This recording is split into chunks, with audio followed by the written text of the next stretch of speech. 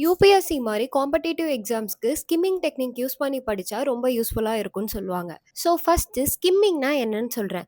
ஒரு விஷயத்த ஃபாஸ்ட்டா அண்டர்ஸ்டாண்ட் பண்ணி படிக்கிறது தான் ஸ்கிம்மிங்ன்னு சொல்லுவாங்க. அந்த ஸ்கிம்மிங் டெக்னிக்கை யூஸ் பண்ணி நெறைய பேர் காம்படிட்டிவ் எக்ஸாம்ஸை கிளியர் பண்ணியிருக்காங்க. But proper way to skimming technique என்ன தெரியுமா? நான் சொல்றேன், நோட் பண்ணிக்கோங்க. மறக்காம ஃபாலோ பண்ணிட்டு ஃபுல் வீடியோவை பாருங்க. First title, heading, sub headings இது எல்லாத்தையுமே ஃபர்ஸ்ட் படிக்கணும். அப்படி படிக்கும்போது தான் நம்ம என்ன படிக்க போறோன்ற விஷயம் நமக்கு தெரிய வரும். So second one, keywords, bold letters and then diagrams, maps இதெல்லாம் இம்பார்ட்டண்ட்டாக உங்களுக்கு தெரியுதோ அது எல்லாமே மறக்காம ஸ்கிப் பண்ணாம படிச்சிருங்க.